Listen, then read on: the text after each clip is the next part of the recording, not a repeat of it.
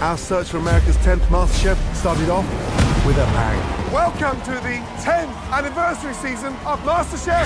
Wow, it's the kind of dish that I see in the top 10. Absolutely stunning. This is the best auditions we've ever seen over a decade of this competition. Let's go, baby! This truly was a season of celebration.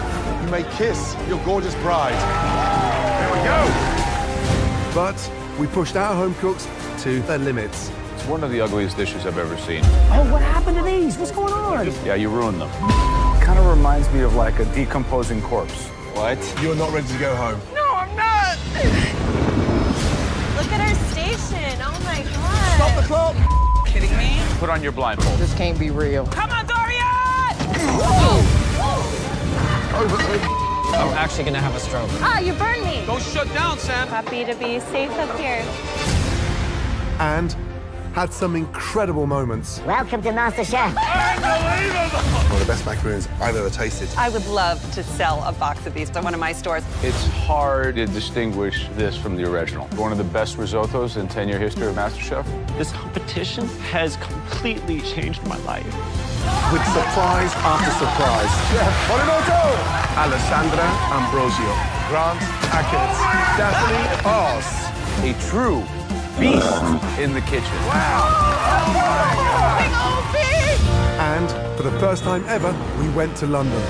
Super, oh my God. That's not undercooked, it's ice cold. Finish strong, please, let's go. Yes, chef. Service, please, let's go. Last table, red team. Well done, clear down. Congratulations, well done. Now, only 3 home cooks remain. And shortly, just one will be crowned America's next MasterChef.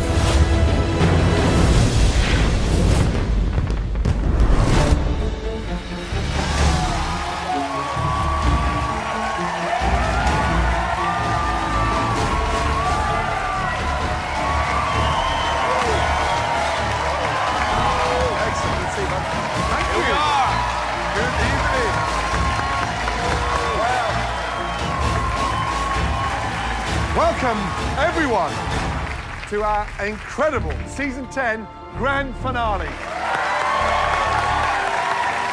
This has been our most epic season ever. Yeah! You're about to see the best 3 home cooks in America. And they're all going to be doing battle right here under the bright lights of the MasterChef Kitchen Arena. It's time to welcome our 3 amazing finalists. First up, we have a 45-year-old factory worker from Georgia. Please welcome Dorian. I never thought in a million years I would be in the MasterChef finale. I've been waiting for an opportunity like this since I was a little girl. Now I'm standing in the finale, and it's the beginning of the rest of my life. Life before MasterChef was very tough. When I was working at the carpet factory, the first thing that would come into my mind just driving up is that I didn't want to be there. It wasn't what I wanted to do. Cooking is where I find my freedom. So the moment I got my apron, Let's get this on. I could not believe a dream was actually coming true. Mommy got an apron! Throughout the competition, I've unlocked dishes that are in me that I didn't even know I had. Beautiful. OMG. You're a living testament to what we're trying to get accomplished in this competition. And I'm a totally different person than I was when I walked into the MasterChef kitchen. If you'd said to me 2 months ago that it'd be plating like this, I'd never believed you. It looks like something that we would do at Alinea. It won't get any better than that. When you go home, you realize how important the win is. I look around at my children and I look around at my home and I just think of how much more I want for me and my family. Going into the finale, I want to be true to the flavors and the ingredients that I grew up with. This is a very personal menu for me. My mom has always been my inspiration, and this menu is my tribute to her. Mom, are you going to win MasterChef? Yes, ma'am, I'm going to win MasterChef. My dream to have my own restaurant is right at my fingertips, and it doesn't have to stay a dream now. I'm not going back to being a creoler. I refuse to let that be my end. My end is going to be winning MasterChef And I'm not gonna let this opportunity pass me by.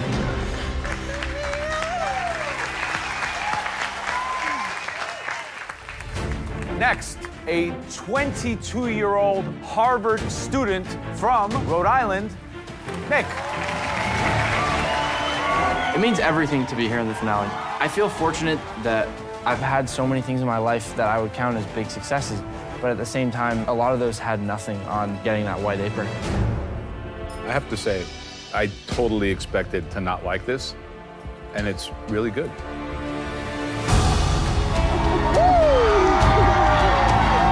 I came into this competition as a simple-minded home cook, and being here has been a once-in-a-lifetime opportunity to do stuff that I'd never done before. Nick, this is a very intellectual take on a surf and turf with the prawn aioli.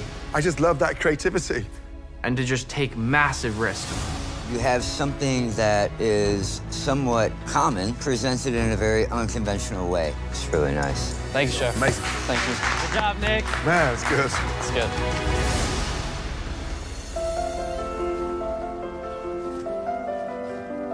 Let's go right in here.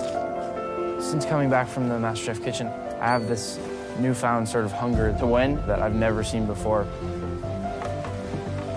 Whoa.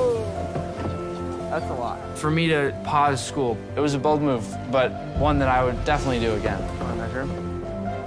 I've followed this very sort of traditional path in academics all through my life, but on the back burner, all this time has been food. I'm taking this as seriously as I would the biggest exam of my life. So I've been practicing pretty religiously for this. How was that? That's really good. We're very proud that Nick does not hesitate to follow what he loves. I've tried to push the needle in every way possible in this whole competition. The finale is no different. In fact, I think I'm bringing it up a whole nother level here. Figuring out my menu, I think the biggest things that went through my mind were, how should I shape this into something that tells my story? I want to do a menu that sort of describes my collegiate life because that's a big part of who I am. It's a risk, but to win, you have to take these sort of risks. This meal could change my life.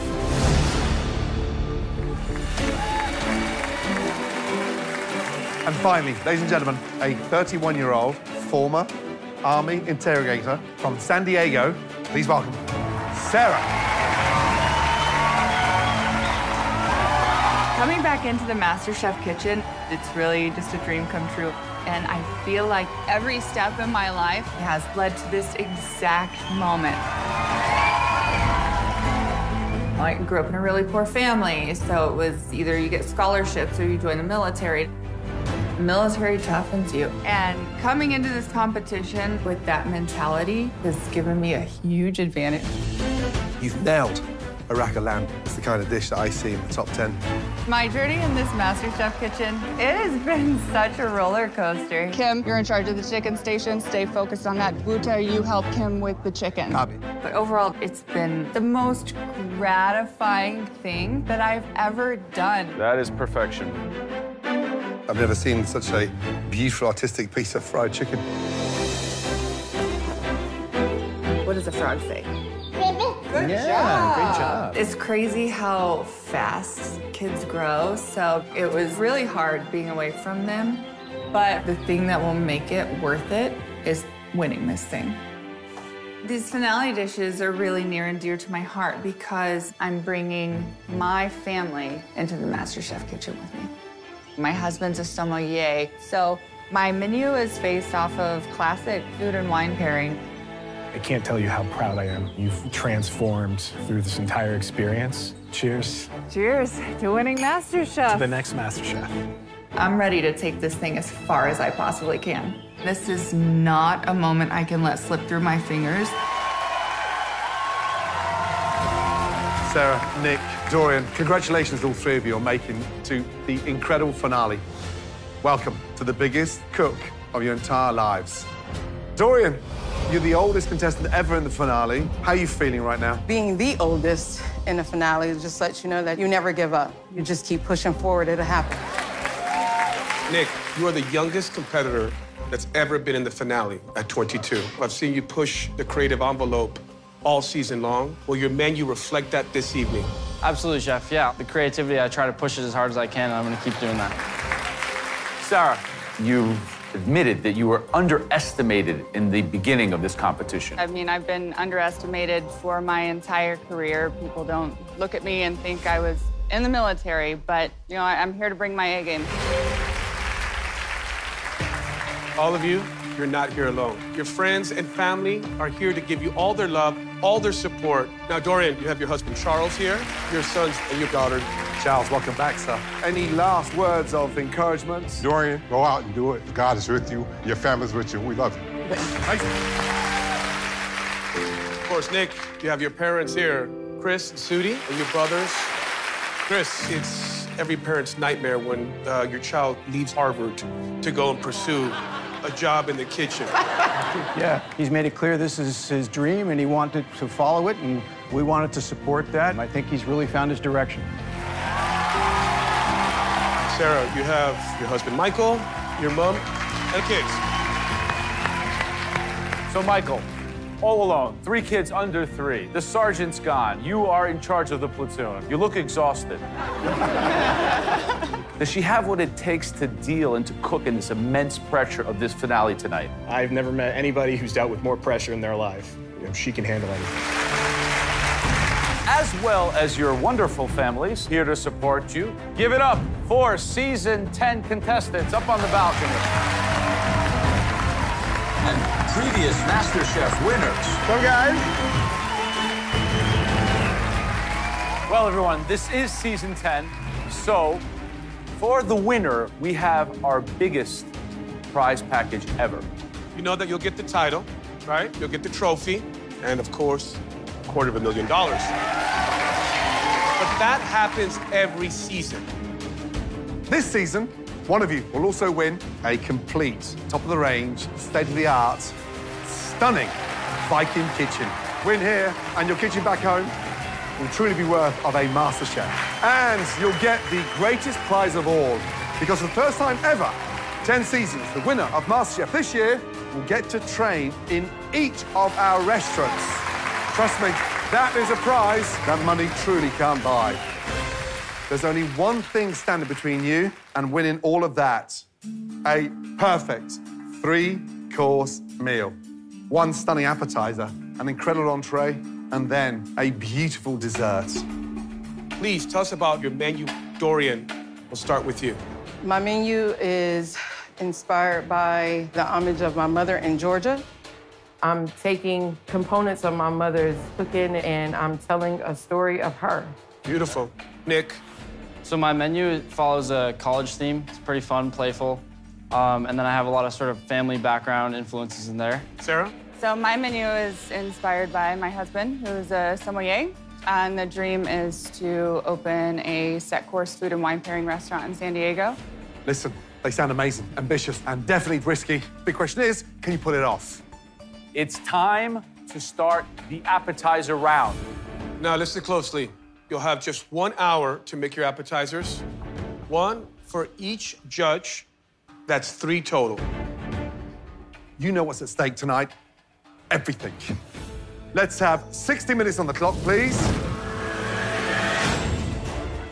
Right, Sarah, Nick, Dorian, you 3 ready? Yes, Chef. Your 60 minutes starts now. Let's go. All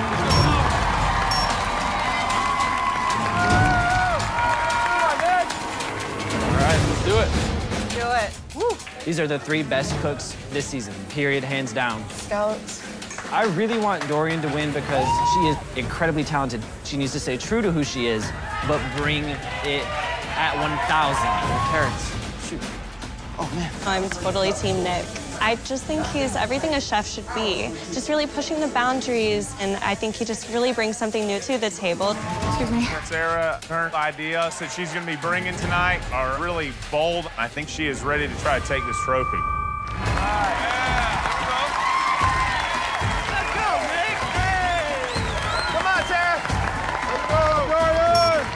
Here we are, season 10, guys. 3 amazing, talented home cooks. This is going to be a cook-off like no other.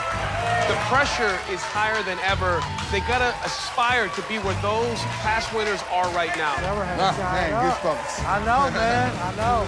Let's go, Dorian!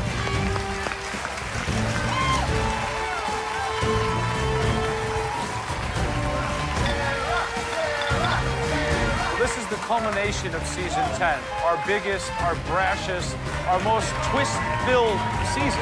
Yes.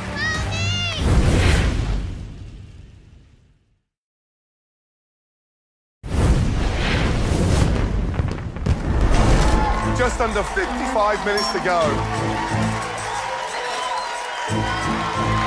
I've cooked in the finale before. These guys gotta be on point. They gotta make sure that they do everything with precision, and they gotta be ready to execute. Every mistake counts. Okay, young lady, give us inside the dish. I'm doing seared scallops with corn, Swiss chard, and bacon, and a cornmeal tuile. Growing up, my mom would make greens, fresh corn. That crunch from the cornmeal tuile is gonna give you that sense of her good cornmeal crusted fried fish. Sounds amazing. Yes. How are you going to elevate your appetizer better than the two standing behind you? It's something that you haven't seen from me. It's bright, it's fresh, because I wanted you to see the elevation of my dishes. Right. And this dish is gonna set the stage for my next two dishes. Promise? I promise. Good girl. Sounds amazing. Thank you. Well done. You got this, Dorian. Okay, Sarah, what are you doing? Making braised octopus and homemade chorizo. Is it worth the risk and the time to make a chorizo? I mean, this is the Masterchef finale, and I'm here to win it. Yeah, sweetheart. There's a lot of jeopardy in that pan because just because you made it doesn't mean it's better than the one in the store.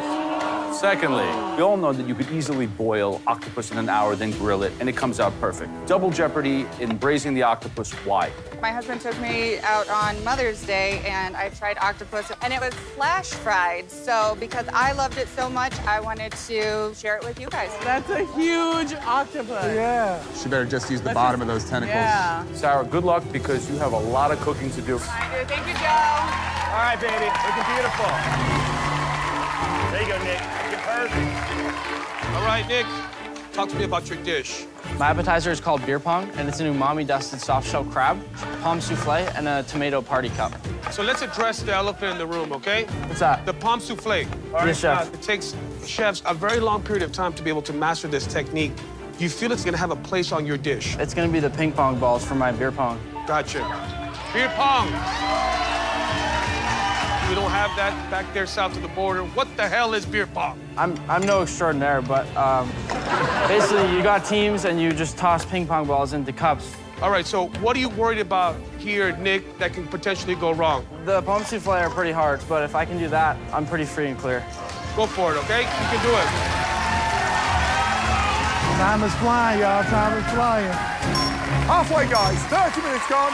30 minutes remaining. Now, Dorian's dish. That sweet corn puree, those amazing roasted base scallops. Very simple, but too simple? No, not at all. I think there's so many potential things that can go wrong. You gotta make that corn puree silky and sear that scallop the right way. A lot of jeopardy because it looks easy, but not so easy. Yo, this corn is giving me a mess. Yeah. Beautiful, sweetheart. You got it. And then Sarah's braised octopus. That dish sounds amazing, but can you really braise octopus in that short period of time tonight? My question is Sarah making the right decision to make her own chorizo? It might even be less good than the chorizo we buy at home. We'll see. Here we go, Nick. Now, next dish, the beer pong. I mean, the dish sounds super complicated, and then, of course, palm souffle as well. Palm souffle is very difficult because of the technique involved with it. The question is, can he execute it? So what happens if one of those elements go astray and he's not able to include them? So the concept of beer pong now becomes null and void. You have to execute beer pong. Exactly. No. Nick is scatterbrain right now. Yeah. How's that chorizo tasting? Really good.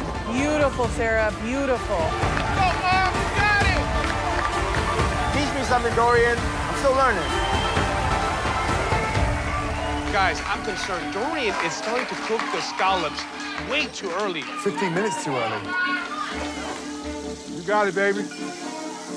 Dorian, Yes. you have 25 minutes remaining. Yes, 25 And you're minutes. cooking the scallops already. Yeah. What are you doing? This dish is very intricate in my plating, and I can't wait till the very, very last minute to cook my scallops because I want them to get a really good sear. The longer in the pan, the better the sear. Now I'm gonna turn the heat off, and then I'm gonna add my favorite ingredient, What's that? butter. Butter. There you go. Good luck. That looks amazing, Dorian. Doing great, Sarah. Those are gonna pop those balls. Is that right? When I see all the processes that Nick is taking to create this dish, it's a lot. For every one pomme souffle, it takes at least 8 or 9 goes to get one. He's innovating. No one's done pomme souffle before. Come on, Nick! Yeah, come on. Are you kidding me? I think he's had a couple miscues. He's going back into the fryer to try to get that perfected. I'm either really impressed because it's so complex and so intricate, or I'm really afraid he's not going to get it done. I'm nervous because each pomme souffle has to be treated really carefully. If they don't puff, this doesn't actually represent what I want it to represent. So this could be a really big disaster. Oh my God. Run, come on. Nick is done. That's right.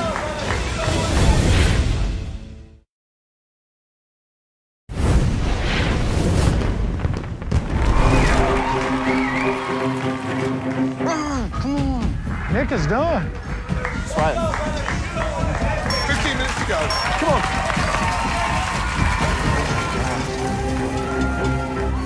Really afraid he's not going to get it done. Let it puff, let it puff. Boom. Well, he's taking out those pomme souffle now, see? Sarah is frying octopus after it's been braised. I've never seen anyone throw it in the fryer, so that's unorthodox. But why not grill it? Like every restaurant in the world does. Is she frying it? Scary. Keep it up. You got this, Nick. No frazzle, no frazzle. Dorian, your composure is exceptional. Dorian scallop. She's got a nice sear on them. The problem she's going to have now is the temperature from the scallop. They need to be identical. Dorian, those look awesome. To die for. 5 minutes to go. Here we go, come on. See, so Nick's now very carefully pulling those cups out, the cylinders. But look how delicate that is, and he hasn't got a spare one, so he can't afford to break one of those. You gotta be perfect. Oh my God. Oh my God. Oh my God. Oh my He God. put Oh my oil God. on Oh my those God. cups. Oh my God. There you go, Nick. Go, Nick. That's what I'm talking about, boy. Look at that. Last 30 seconds to go.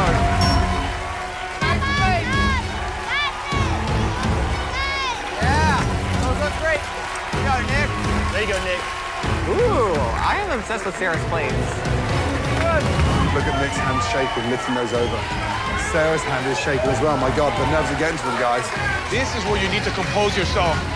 10, 9, 8, 7, 6, 5, 4, 3, 2, 1. Wow, that was very exciting. Oh my God. Beautiful, guys. Great job. Sarah used every minute. That was a tough cook, and this is the highest stakes we've had in the kitchen yet. And I tried to stay focused on getting everything done as quickly as possible.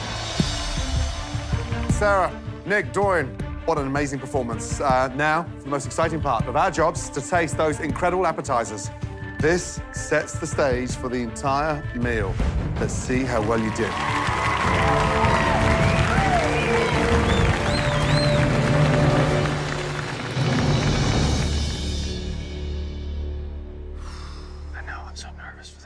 The first dish that we want to taste is Nick's. Please, bring your dish. I took a lot of risk in making such a complex dish, but if I want to win, it's kind of a risk that I have to take. I mean, there's not much left after this. You either win or you go home. So there's a lot riding on this. Please, Nick, tell us what you made. So my dish is called beer pong. It's an umami-dusted soft-shell crab with pomme souffle, a green tomato and caper relish, and then a tomato party cup. And Nick, let's get one thing clear. You know how to wow. Let's get that right, because the dish looks stunning. You know, when you make highly conceptual food, you have a great responsibility to follow through on all aspects of the dish. Everything on this plate has a story. It's beer pong, right? So this is the cup, those are the pongs. This is you after playing beer pong, I would imagine, so. But when I look at this dish, my question is this. Do I really want to eat a piece of toasted bread when I have a beautiful soft-shell crab? I'll tell you after I try it.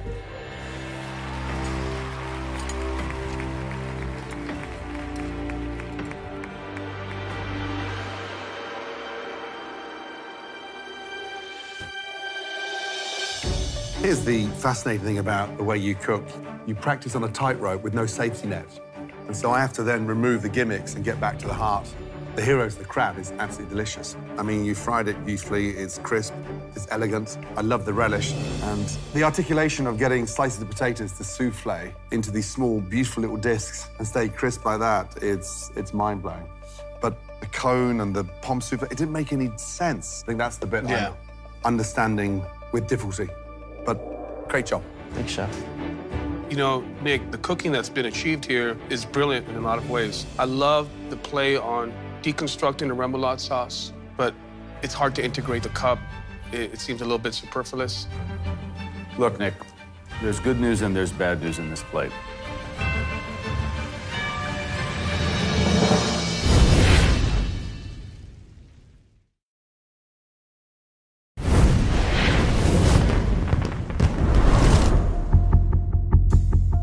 Look, Nick, there's good news and there's bad news in this plate. The good news is you executed diverse cookeries with precision. It's kind of like that yin and yang that I really love in my palate. You have the richness and sweetness from the crab, the super punchy acidity from the relish. And then I get to the bread tuile solo cup, which I had lots of doubts about. And I have to say that I don't agree with my associates because I think it's spot on. Totally fits with the dish, gives it another texture. It's perfectly executed and smart. Here's the bad news. Going forward, you're going to have to execute that level of cohesiveness and perfection on every other dish you do. So you set the bar this high. Thank you, Jeff. Thank you, Nick.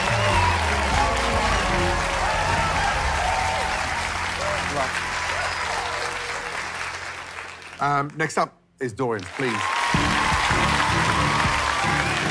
I feel confident about the scallops. I feel that sear on them is just like a penny. It's beautiful. So I feel good about this dish. Dorian, please describe your dish. What you have before you are seared scallops with corn, Swiss chard, and bacon with a cornmeal tuile. I've accompanied it with a sweet corn puree and pickled Swiss chard. Visually, it looks beautiful. I love the sear. Was the idea to get the sear on one side or both sides? They weren't that thick, so I didn't want to overcook them by searing them on both sides. Shall we? Yes, please.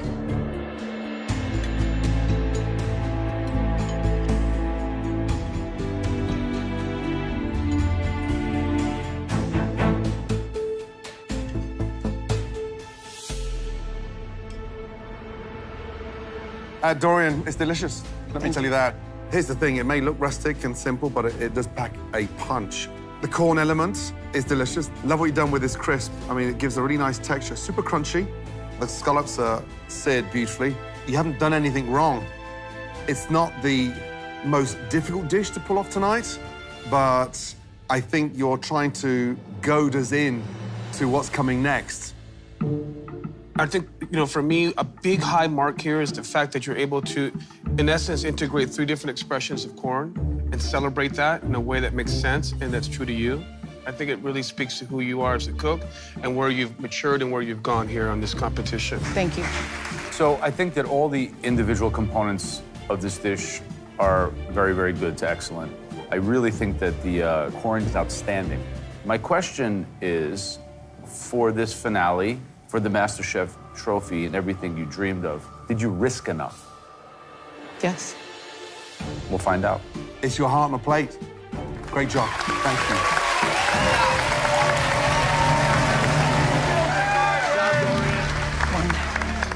Okay, the next dish we want to taste is from Sarah. Good job, Sarah. Good job, Sarah. I know that I've taken a lot of risks in this dish, And hearing the feedback that Nick and Dorian got, I'm nervous about what the judges are gonna have to say. Okay, Sarah, can you please take us through this dish? So I have for you today a braised octopus with a piquillo pepper puree, a chorizo ragu, and an assyrtiko chili vinaigrette. Visually, it looks appetizing. It's inviting. It's the kind of thing that you want to eat on vacation. You braise the octopus, Yes, chef. and then you fried the octopus. Yes, chef. And why wouldn't you grill the octopus? So I recently had octopus that was flash fried, and I thought it was amazing. So I wanted to share that technique with you guys. Sure.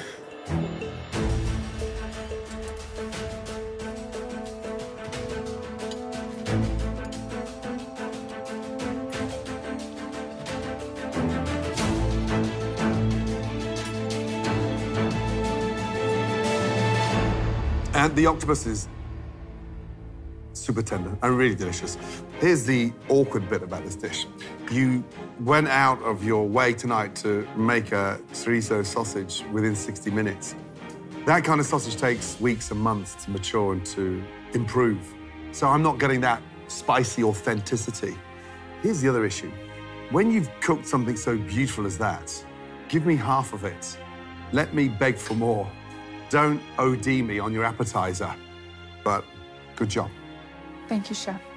I'm gonna tell you what you've nailed perfectly. And for me, the amount of flavor that you were able to extract from the piquillo peppers, cooking them and let them be a focal point of your dish, I think is important. Thank you, chef. The chorizo ambition didn't pay off for you. Let's talk about the octopus.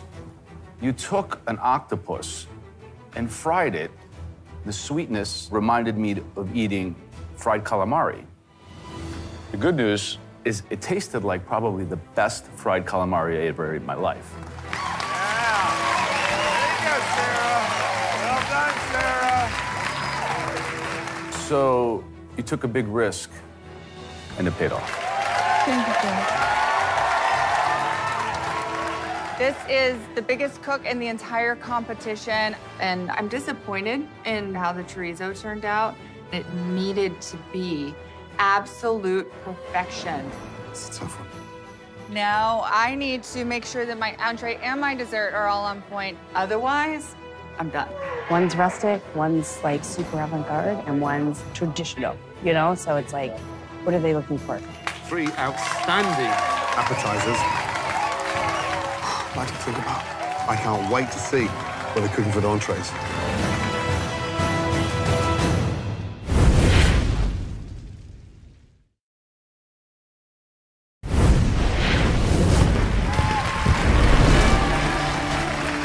What an amazing start, Sarah, Nick, Dorian, well done. 3 stunning appetizers, but let me tell you, on the back of that tasting, it is still anybody's game. Yes, chef. It's time to get started on the entree course. This course can make or break your menu. Dorian, give us an insight to what's following that incredible appetizer. The scallops, followed by? Applewood smoked short rib with a potato horseradish gratin. And why this particular main course? Again, this was my mom's. She would always have a roast going low and slow on Sunday in the oven. And can you braise in 60 minutes? Yes. Brave. Yes. Nick, how'd you follow that dynamic, exciting appetizer? So my dish is called All Nighter. It's a steamed striped bass with a squid ink and celery root puree, and then a black truffle and white asparagus salad. Glad to see you keeping it simple again. Yes, chef. And what does that dish speak about you? What does it say? It kind of reminds me of the late nights in the library back at school. I tried to replicate the flavor that you might get from the smell of an old book, and I'm painting that on the fish. And then I'm plating it on an old book, too. Sorry? On a book. On a book? Yes, chef. Wow. Nick, you're a damn fool. You are just something else, dude. Good luck. Holy mackerel. Sarah, how do we follow that incredible appetizer? So for my entree, I'm going to be doing an herb-crusted lamb with a spring vegetable fricassee, a fava bean puree, and a burgundy sauce. Wow, that rings a bell because you came into this competition months ago and won an apron on that lamb. I did, but I'm taking it to the next level based off of everything that I've learned from this competition. Right. Remember, we want to see 3 stunning plates, one for each of us. Sarah, Nick, Dorian, are you all ready? Yes, chef. Let's get 1 hour on the clock, please. All right, everyone. Your time starts now. Let's go.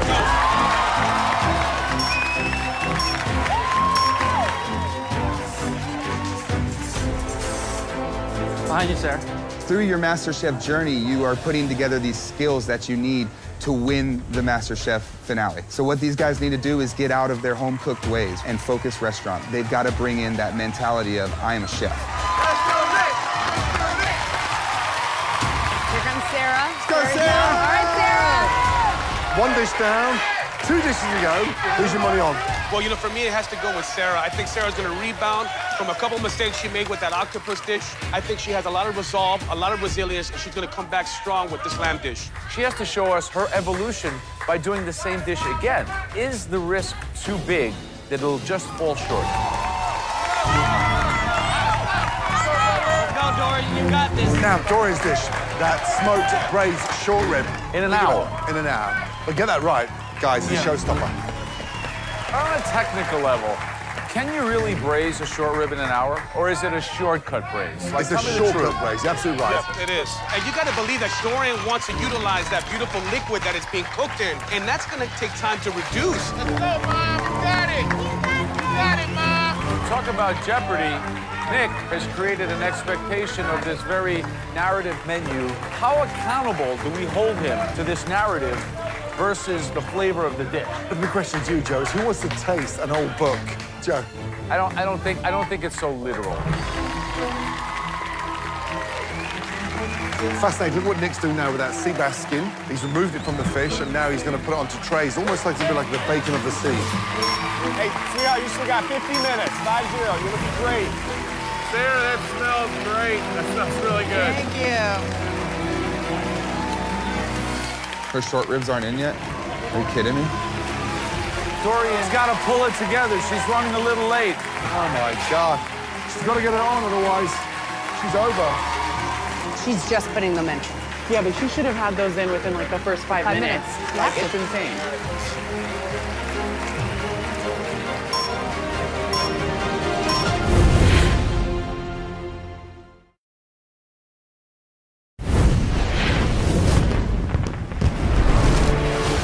"45 minutes to go, guys." Go, Mom, go. Go, Mom, go. Go, Mom, go.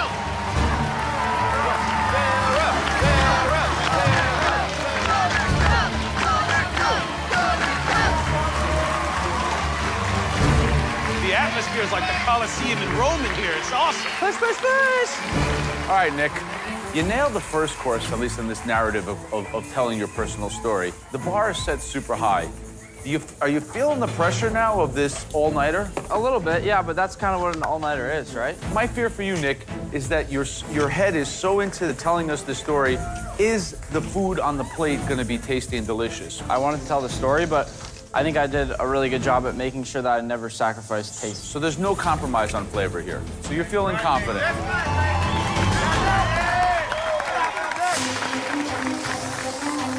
I think she's going to sear it and get it and then put it in the oven. She's got 2 pans going right now, so. Sarah, Hi, Chef. how we doing? Good, Chef. So you have an herb-crusted rack of lamb. There's a lot that can potentially go wrong. You have to nail the cook on the lamb because there is nowhere to hide. Do you feel confident you can do that? I do, Chef. Why? I made this for my husband on his birthday when we were dating. And, well, he bought an engagement ring 3 months later, so I think he liked it.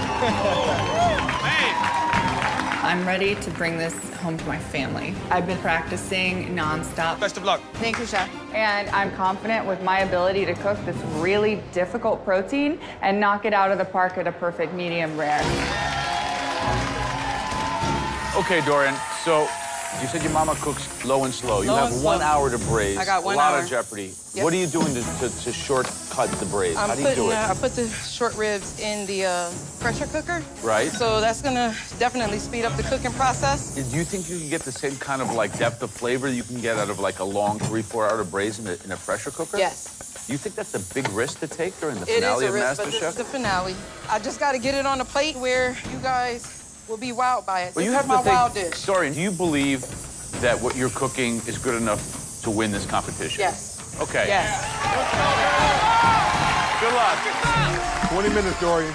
Looking good, baby. Looking good. With Dorian's, I'm curious to see how she's gonna plate it to make it look elegant. I can see it being a very, very rustic dish at best. Like, if I was in the finale, I wouldn't want to leave knowing that I left some skills or techniques on the table. I want to go and bring my full arsenal into each and every dish. Halfway. 30 minutes to go. Come on, guys. Let's go, Nick. Come on, Nick. Okay, guys, in this moment, who has the advantage on the entree, based on what you've seen and what you smell right now? It's a tough call. Dorian looks the most composed. Nick still looks like he's trying to bring it all together. And Sarah hasn't even started on her wine sauce yet. If I was making a wine sauce with my lamb, I'd get that on at the beginning and allow the 6 minutes to reduce down to a proper intense flavor. Yeah, I think Sarah has the most to get accomplished. That's looking great, Sarah. Keep it up. Thanks, Noah. Dorian has the least to get accomplished, but Dorian has a lot that could potentially go wrong. Her future is all in that pressure pot. I kind of like that. That takes a lot of confidence. She can't afford to take that lid off that pressure cooker to check. So when would you take that off? Oh, man, I would do 50 minutes, and then you have to leave sufficient time to reduce the braising liquid and skim any impurities and fats. Beautiful, baby. Deep breath, baby. You got it. You got time. Looking great, sweetheart. Jean-Pierre, your voice. Yeah. She's focused. She's super focused. She's in her element right now. She's looking great. Guys, this is it. We're going to be crowning our Season 10 Masterchef tonight. And the winner will be coming out of the amateur world and then moving into the professional world. Yep. We have to prepare them for what it's like to work at our restaurant. Absolutely. We need a twist that will throw shockwaves through the entire MasterChef kitchen. All or nothing. Yep. All or nothing. One dish. This is it. Look at me. Stop the clock. You three, listen up. I told you, Season 10. It is the season of twists and surprises. Oh, you gotta be joking. We are training you to be professional chefs. We have pushed the boundaries out more than ever before, so you need to be ready. This is it, Season 10. So, there's a twist. Now, I'd have a hard time with focus. Next time, our finale continues You need to stand up to every obstacle we throw at you. as the talented home cooks battle it out for the MasterChef title. Every detail counts. It all comes down to this. I can't get this close and go home. Restaurant quality, without a doubt. I think I have the upper edge. It could be a disaster, but it could be great. Are they cooked? America's next MasterChef is... One potato, two potato.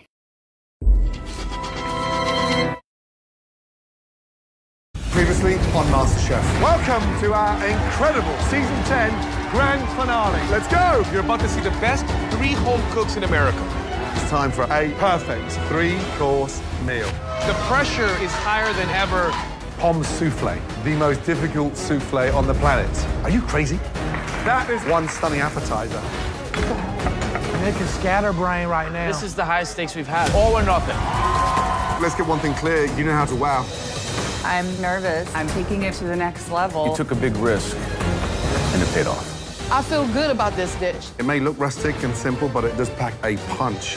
3 outstanding appetizers. It is still anybody's game. It's time to start the entree course. You think that's a big risk to take? It is a risk, but this is my wild dish. Stop the clock. There's a twist. Oh, you gotta be joking me. Tonight, our finale continues We have a huge decision ahead of us. I don't want to go home. as the talented home cooks battle it out for the MasterChef title. Every detail counts. It all comes down to this. I can't get this close and go home. Restaurant quality, without a doubt. I think I have the upper edge. It could be a disaster, but it could be great. Are they cooked? America's next MasterChef is...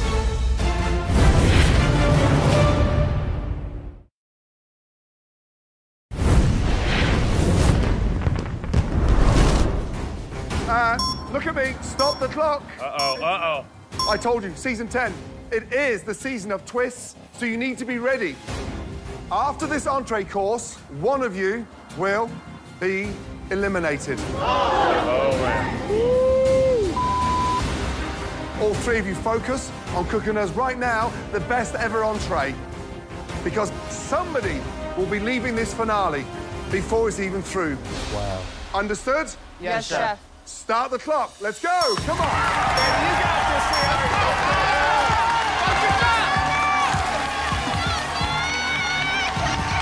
If that doesn't light a fire under you, I don't know what will. Yeah, yeah. Unbelievable. Somebody's going home after this entree round. They got to kick it up another level. This could be the last dish they ever cook in this kitchen, and they just found out.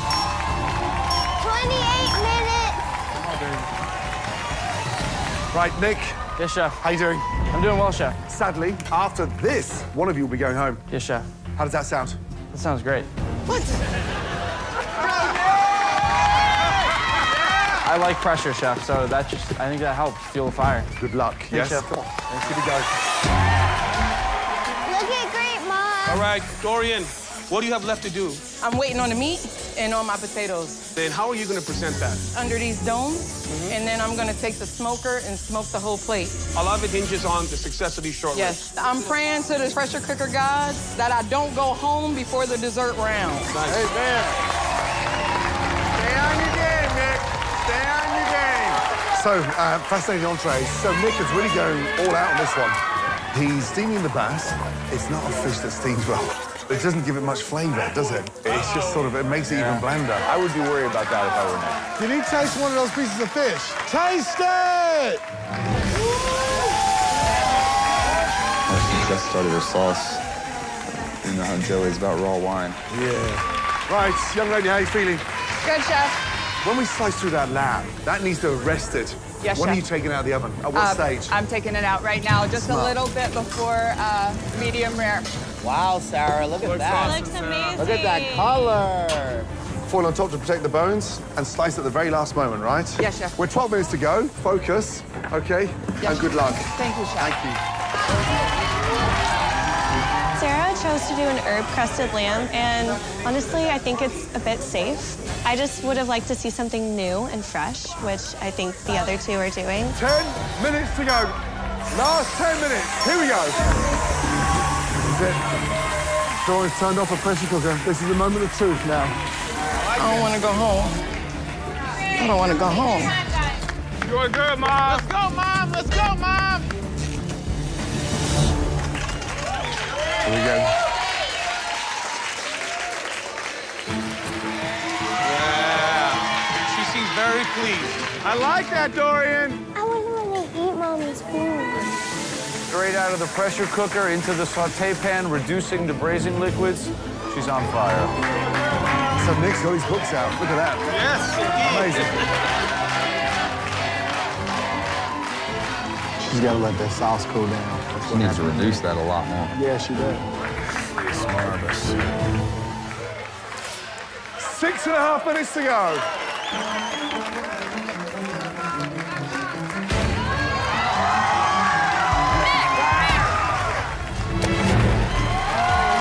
You know what the secret ingredient in Nick's dish is?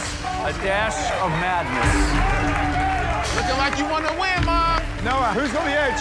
Nick is on fire right now. Dorian's plate's looking magnificent. Sarah's pulling it together. It's a heck of a show. Just under 3 minutes to go. Who's your money on? If Nick pulls this off, I think it's unbeatable. I've never seen anything like this. Don't worry about the haters. You got it, baby. If you're Dorian and Sarah right now watching Nick, what's going through your mind? She's reducing down the burgundy sauce a little bit more. I think Sarah's starting to panic a little bit. She's obviously not happy, Sarah, with the consistency of the sauce. That's why it's still on her stove. Hey, sweetheart, no worries. You got this. Time. A little over 2 minutes, baby. God. Come on, Sarah, let's go. 90 seconds to go. Come on. They didn't let it smoke no time, man. Damn. He should have let it smoke to the last couple seconds.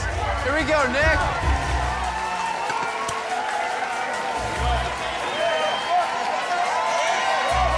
Ooh. Sarah is slicing her lamb. The husband's concerned. I'm concerned. That looks stunning, baby. Great job. Woo! Yeah, that lamb looks good. Look at Sarah. She's showboating her perfect medium rare. Very unlike her, but I'd like to see that. That is perfect.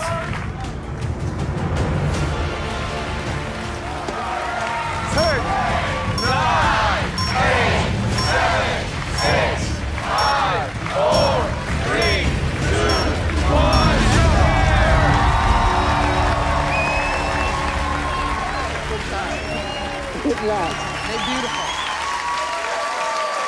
Well done. It's amazing how quick 60 minutes fly, right? Under pressure like that. And now it's time to taste those entrees. The first entree that we like to taste is from Dorian. Please bring your dish up. Let's go, Dorian! Let's go, Dorian! Come on, Dorian! Heck yeah. Now, what is the significance behind this preparation? This is my rendition of my mom's roast, but just on a fun and elevated level. Shall we?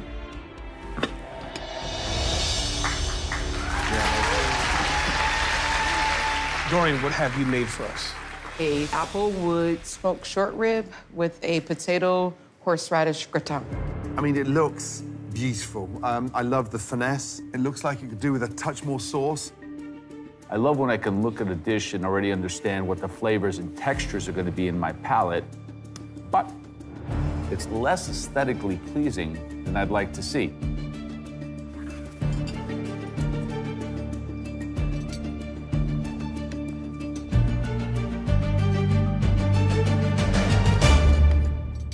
Dorian, it is absolutely delicious. The short rib is real melt in your mouth. The little baby radishes and the snow peas looked a bit foo-foo. Yeah, I want mushrooms, lardons, and more sauce. So don't get too posh on me. People think of short ribs with deep, dark, rich flavors, and you were able to lighten it up by rallying behind the fava beans and the spring peas, and that's hard to do. Thank you.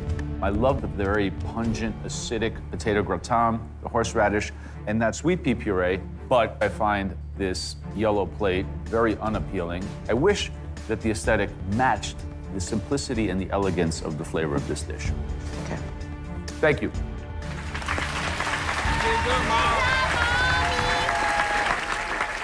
Nick. Looks textbook, Nick. Looks textbook, baby. Best plating of all time. All right, Nick, what have you created for us? So my dish is called All Nighter. It's a steamed striped bass with a squid ink and celery root puree, and then a black truffle and white asparagus salad. And then over the fish, I've painted this old book flavor that is made of wheatgrass, bourbon, hickory, and a couple other small things. And Nick, in 10 seasons, this has to be the most intriguing presentation ever. From a conceptual aspect, you've raised the bar to the highest point it can be raised, and that puts you on a very high wire with no net.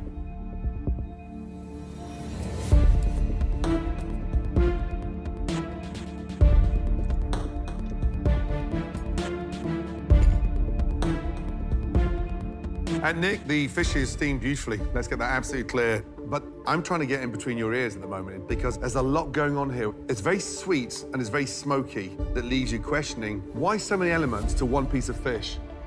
You know, Nick, I didn't think I was going to enjoy the squid ink puree as much as I was going to, but when it comes to the fish, that's underdone. Underdone by a lot. I think you can see that, right? It's a little disappointing. But everything else that you have on this dish, from the white asparagus to the melding of that mineral flavor from the squid ink is working. It's just a shame that some of the bass is not cooked right. The skin is masterfully done. Thank you, Joe. The concept of trying to recreate a total experience, it is the highest form of cooking. What I need to really understand is if tonight you mastered this dish. Thank you. Good job, Nick. Joe, was your fish cooked? Perfectly. Yeah, and yours was good? Yeah. All right. Mine's cooked. Well, I got the funky one. Next up, Sarah, please, bring your entree. Thank you. You got it, sweetheart. All right. Great job, sweetheart. Great job.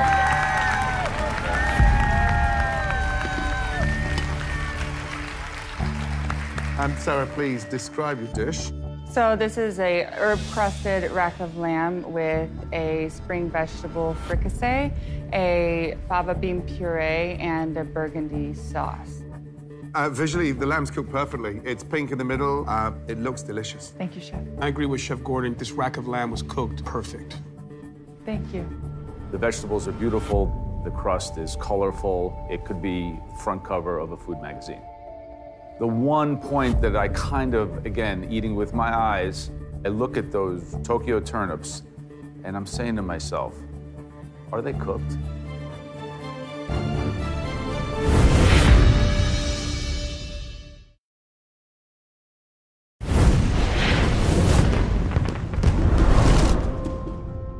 I look at those Tokyo turnips, and I'm saying to myself, are they cooked?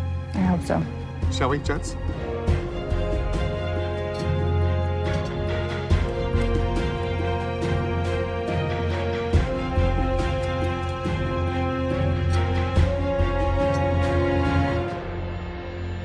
Sarah, the lamb's cooked briefly. Let's get that right. It's like butter. This rack of lamb, okay, is the Premier League to what you came in with months ago. So congratulations on that. The disconnect for me is when you put a little fricassee of vegetables like this, it needs to be glazed, finished in like a minted butter. And so I just wish you spent more time mastering those vegetables. I think you've done so many beautiful things here, but I think the sauce on the lamb is underdeveloped. I don't want it to be plain Jane. I want it to be memorable. For me, these vegetables are al dente. And the seasoning or lack of sauce is really very, very courageous because what you're tasting is the actual vegetables. The question is, if that was your intention, did you get lucky? I'm not sure. Baby. Great job. Sarah, Nick, Dorian, 3 outstanding entrees. All 3 of you, well done. But only 2 of you are going into the dessert round. Right now, we need a very serious moment to discuss. Gentlemen, please. Thank you. Oh, boy. 3 amazing entrees. Indeed. Dorian's, the braised short rib, the gratin, the horseradish. I wasn't a big fan of the fufu garnish, but the execution of that entree with the applewood smoke, I mean, if you said to me 3 months ago that Dorian would be presenting a short rib like that, I'd never believed you. Yeah, the smoking did work. It added a certain complexity and sophistication to the dish. For me, what Dorian did that was kind of remarkable was to lighten up a traditionally very hearty and rich preparation, which is a short rib. I get the simplicity behind the appetizer now, leading on to that super rich entree. Yeah. So that pairing was good. Right, well, the scallops were cooked perfectly. I just personally expected a little more. I'm pulling out all my passion and all my want for this title. I can't get this close and go home. Nick's entree for me was the best of the night.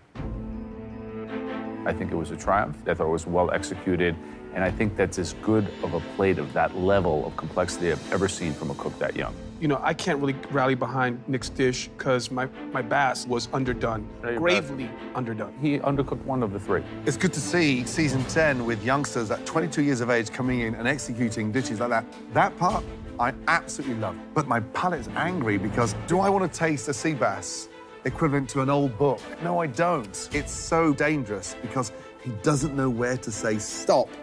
Now add that bass to the beer pong. The crab was delicious.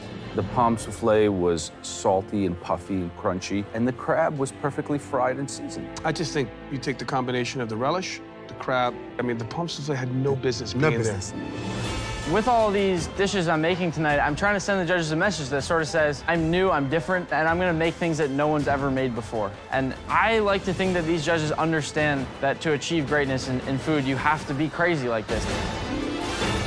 Sarah's lamb. That was a way better rack lamb than many months ago as you came into this competition.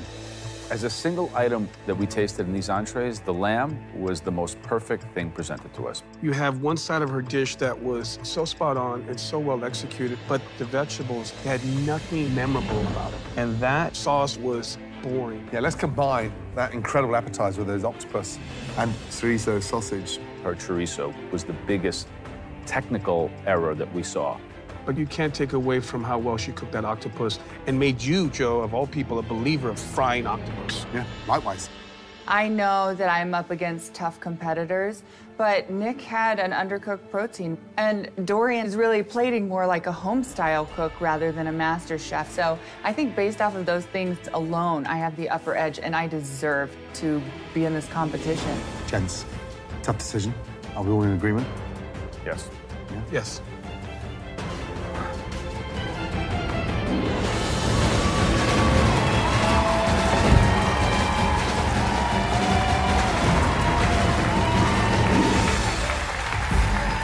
Sarah, Nick, Dorian. 3 incredible entrees. And before that, 3 incredible appetizers. But only 2 will move on. This was not an easy decision to make. But the person whose journey in the Masterchef kitchen ends here is...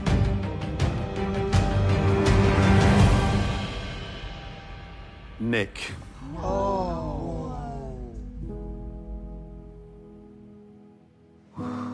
Young man, you plate food with such maverickness.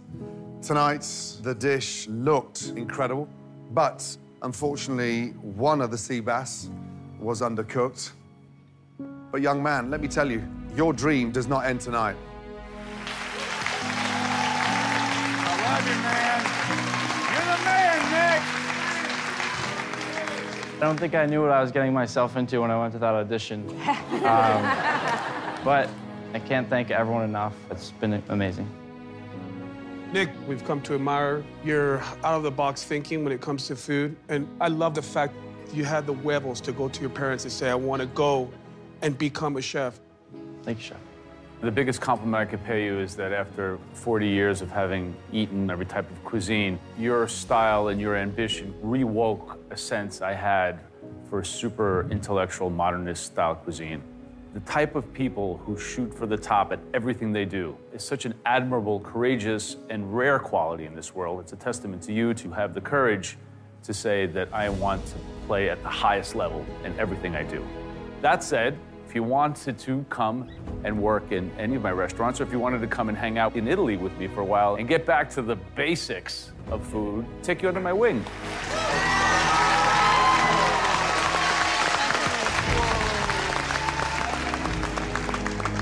Nick, it's been a pleasure. Please say goodbye to Sarah and Dorian and head upstairs. Good job. It's hard to get so close but not quite reach the goal. But this journey that I've had has been incredible. It's been one of the craziest, coolest experiences of my life. I'll never forget just all the memories that I had. Right, Sarah, Dorian, congratulations on you two making it to the final cook-off. It all comes down to this final course, your dessert. Dorian, what are you gonna make? A lemon blueberry tart, but it's not a traditional tart. Inside is going to be lemon pound cake, sweetened cream cheese with toasted meringue. All right. Sarah, what dessert are you making? A chocolate torte with a port wine ganache and a blackberry port reduction. Okay, very good. Sarah, Dorian, this has to be the best dessert of your entire lives, and that's the only item that stands between you becoming America's Next Master Chef. Are you two ready? Yes, Chef. Let's have 60 minutes on the clock. Last cook in the kitchen. The best of luck. Your time starts now. Let's go.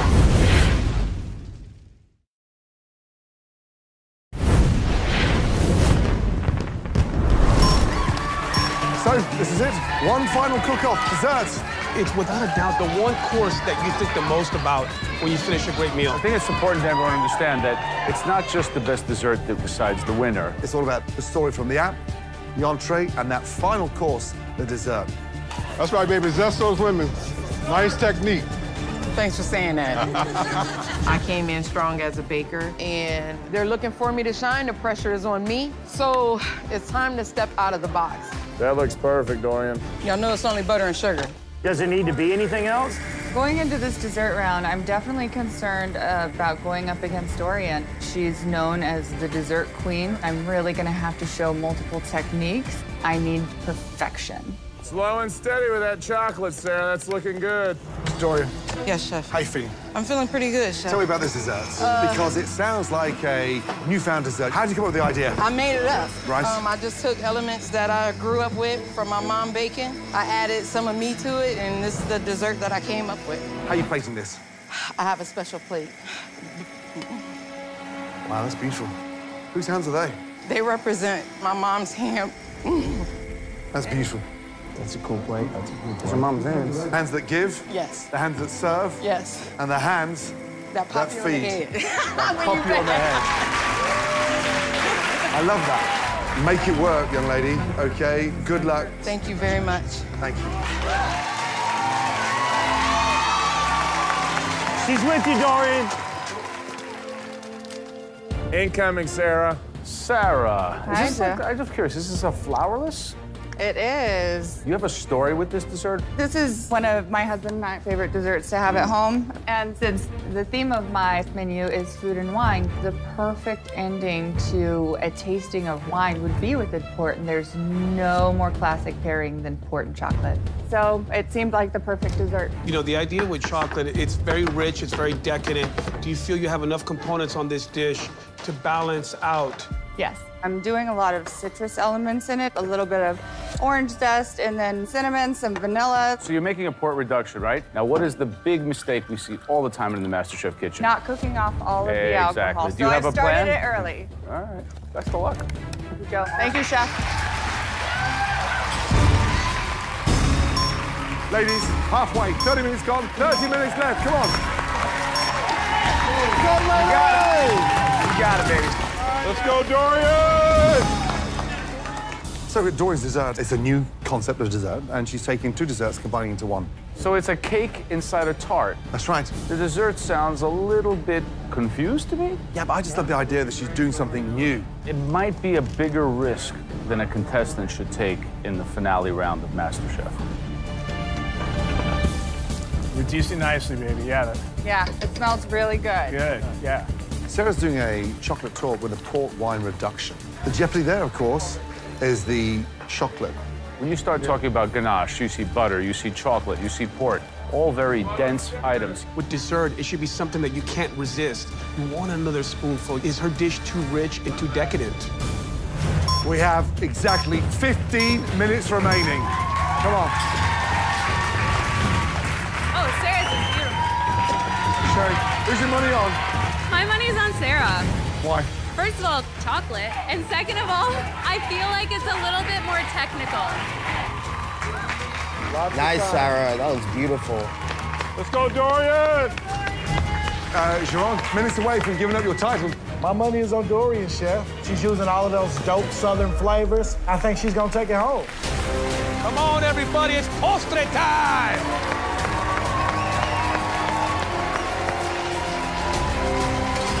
Sarah's twirls have just come out. Love that. So now's the most exciting moment. Everything comes out of the oven. We'll understand the quality of what we're going to eat. What do you guys think? I think the cake inside of a tart is weird. Your little technique with the twirling off the hot platter. That's a very high precision technique. Getting that right is not easy. Look at the fascination now, putting those layers together. This is so unorthodox, this technique. Can anyone create a new dessert today?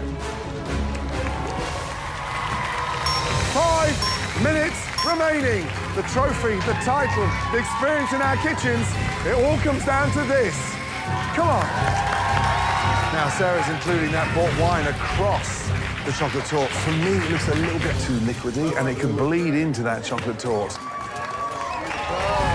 Going for the meringue. Why not pipe that Italian meringue on? Yeah, that would be certainly more professional. I think you've seen the real home cook in her come out. 2 minutes. Here we go. Sweetheart, you got this. I think Sarah's gonna win. Wow, look at Dorian now. Oh my God. This looks awesome. Gotta be careful here not to burn it too much. Sarah, she's putting the quinella ganache over. It all looks very heavy to me. Or two opposite sides, because I think Dorian's dessert to me looks very light. 1 minute remaining, come on.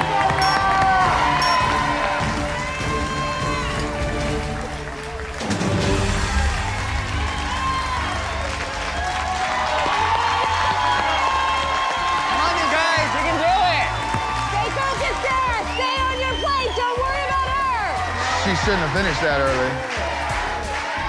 I would have spent more time on the meringue, make sure the spikes are perfect. Like, there's so many things that she could have done. Come on, Sarah. Come on, Sarah. Gentlemen, that looks like a big amount of salt on Sarah's dish. Hey.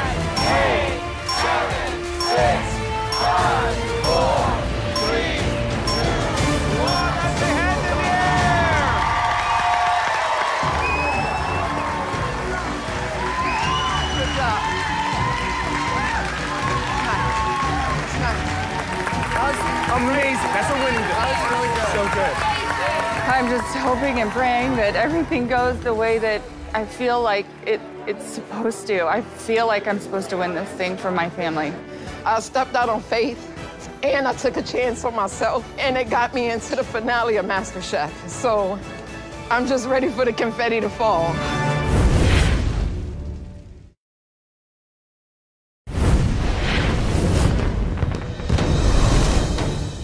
What an incredible 60 minutes and your final plate.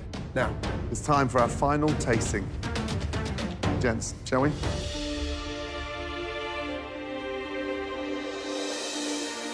Ooh, moment of truth.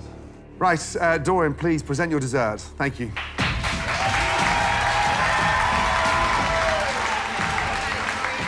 got it, Dorian.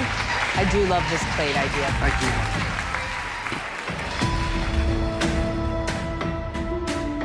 Dorian, describe your dessert, please. It is a lemon blueberry tart with toasted meringue with a cream cheese filling, blueberries, and the pecan crust. But when you cut into it, you're not gonna get that traditional custard. You're gonna get a nice fluffy pound cake. Can you give us an insight to the plating and why, please? My mom passed away 2 years ago, and these are her hands. This plate is my way of bringing her into the kitchen. It's okay, D. Take your time. Got you, D. If she were here today, she would be so happy that I took a chance on myself and that I actually listened to her for once.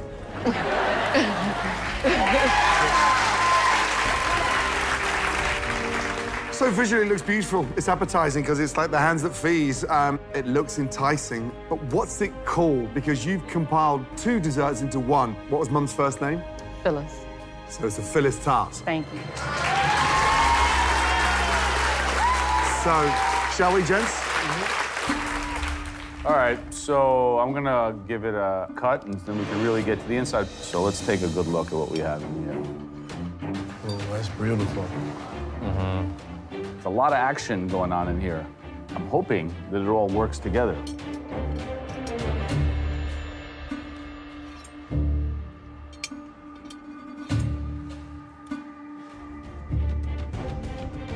Dorian, capital D for me, delicious. I mean, really delicious. The blueberries with the acidity, delicious. The cream cheese, the frosting, amazing.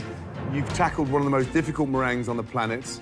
It needs a touch more momentum so it doesn't drop so quick. My only regret is that Phyllis wasn't sat next to me tasting this thing. Congratulations. The fact that you chose this epic moment to be able to try something that's new and uncharted, I think says so much about your journey. I just wish it was tempered down with the sweetness just a bit. Thank you.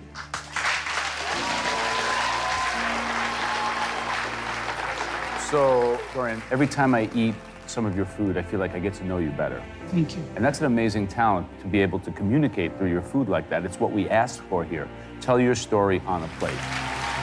That being said, we are in the finale of the 10th season, and there are contestants like the one standing behind you that are bringing perhaps a more restaurant-type presentation to their dishes. So the question in my mind is perhaps one of the best homemade desserts that I ever ate in my life. Is that enough to win the 10th season of MasterChef? Thank you, Dorian.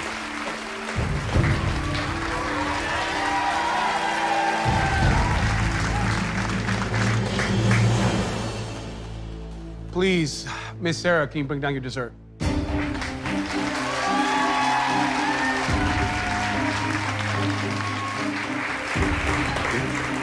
Beautiful, Sarah. Stunning work. Sarah, can you please describe your dish? I have a chocolate torte with a orange zest ganache, a cocoa nib twill, and a blackberry port reduction. Visually looks beautiful. I mean, I love the chocolate ganache, the sheen. Love what you've done with the twill. Restaurant quality, without a doubt. Now, with this amount of decadent chocolate, do you feel that it's going to be balanced enough? I do. So I finished the ganache off with some maldon, as well as the orange zest in the ganache. Good girl. Shall we? Yes.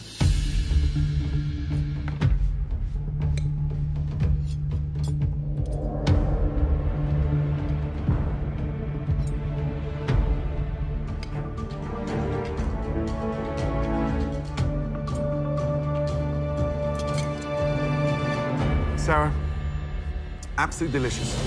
Love it. It's dense, it's rich, it's everything you want from a chocolate dessert. And the actual flourless cake is actually quite light, way lighter than I expected. But I would prefer just a little bit more gooey in the sides, like an erupting volcano of lava and chocolate. Good job. Sarah, if you're a chocolate lover and you get this dish right here, you're in pure heaven. It is so rich and so over the top. But, you know, for me, this needs cream. It needs something to lighten it up. Because there's so much density in the actual cake itself, it's delicious, but I don't know if I want to keep going back to it. I don't entirely agree. I am very, very pleasantly surprised that it is very well balanced. It's something I would eat the whole portion of. The blackberry port sauce is excellent. The port is rendered properly, no alcohol, just all the sweetness of the wine. Now, I know each of us have a dessert like this in our restaurant. The question is this cake ready for one of my restaurants? What do you think about that? Great job, Sarah! Sarah, Dorian, let me tell you, those desserts were absolutely incredible.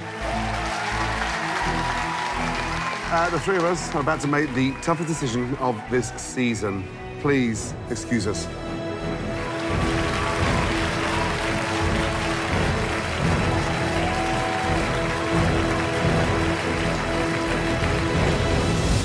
Wow.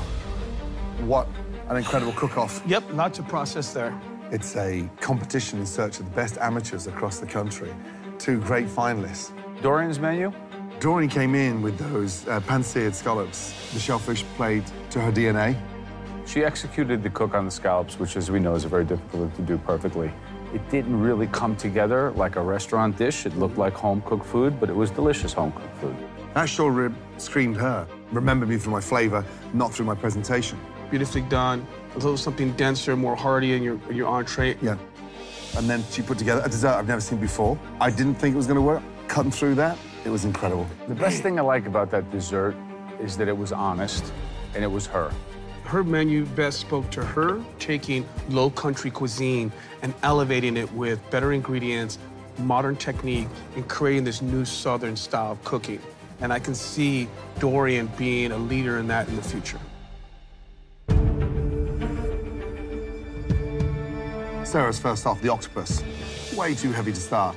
The chorizo did not work at all. You take away the chorizo on Sarah's appetizer dish, what are you left with? Something that's pretty flawless, right? The octopus was delicious, right? It was just overload. Then we're on to the heavy lamb. I think the single best thing I ate tonight was her rack of lamb. Yeah. Professionally cooked, perfectly executed. Herb crust, pink, delicious, succulent, everything you could want from a lamb. Vegetables a little bit lackluster. They were safe. Yeah. It's a little bit confusing and simple. Sarah's dessert was trying to recreate a restaurant dessert. Yeah. It was a very good interpretation of a flourless chocolate cake, which is not easy to do. Yeah, but it was heavy, rich. It needed relief. Now, Sarah's menu? I think she just picked her greatest hits, things that she's seen that are very popular, and then tried to fit them in this mold of a menu. Yeah, exactly. You know? You're absolutely right. But in Sarah's defense, playing to her ambition of restaurant-style food, she went with a wine pairing theme, and I think she was successful. Guys, think of it this way. We're about to give away $250,000, the Masterchef trophy, and most importantly, a chance to train in all three of our restaurants. Who do you trust in our kitchens, Adon? I know who it is. It's clear to me. Then we're all in agreement.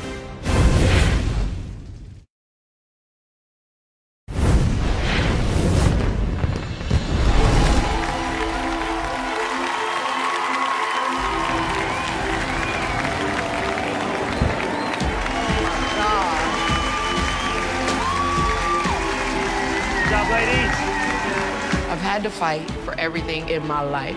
and I've fought my way here. You know, I'm 45. Let me be an example that it is absolutely never too late to conquer those dreams that you've had. I need this win, and my family needs this win. Waiting for this final decision, it's everything that I've worked for. I came out of a career in the military, and this feels like it's the first thing that I'm doing for me. But at the same time, I want to prove to my kids that it's okay to follow their hearts and do whatever they want to do in life. Sarah, Dorian, you both arrived many months ago as two talented, humble amateur cooks. And for getting to this point, both of you are going to receive the most amazing Viking kitchen.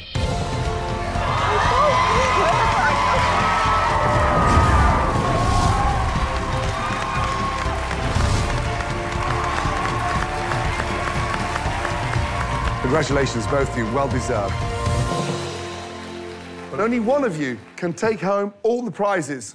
There's a check for $250,000 right here. And then, of course, there is the most coveted trophy in the entire culinary world.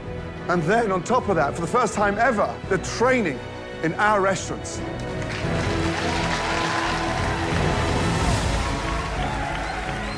Let me tell you, this wasn't an easy decision because it came down to the finest of details. But in our world, especially across season 10, every detail counts. There are two of you, but only one is about to be named the best amateur cook in this entire country. Will it be Dorian? Or will it be Sarah?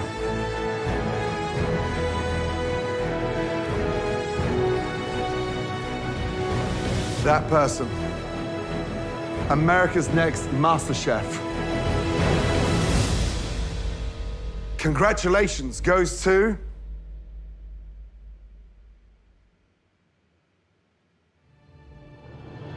Dorian!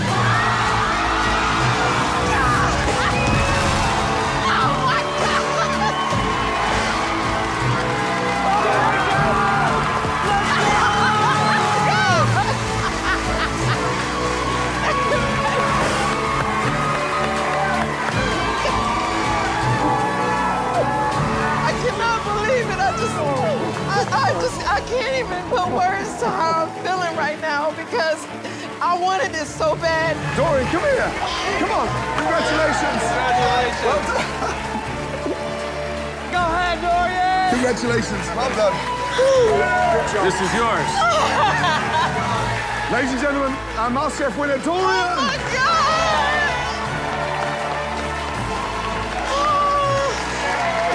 So proud. You did everything. I'm so proud of you. This trophy validates all the hard work and all the sacrifices that I made. And Mom, we did it. We did it. Mom, we did it. A close competition, but you know, Dorian pulled it through. So I'm very happy for her. I'm very happy for her family. You did a great job. I'm proud of you. Here we go, brother. We did it, buddy. How good was Mummy? She was fantastic. Well done, darling. Congratulations. Thank you so much. Congratulations. Yes? Mummy's the champ, right? Oh, my God. She won, yes. Oh, my God. I'm the next Masterchef! Season 10! Where's the season 10? What do you think about that? Learn at one of our restaurants. Yeah!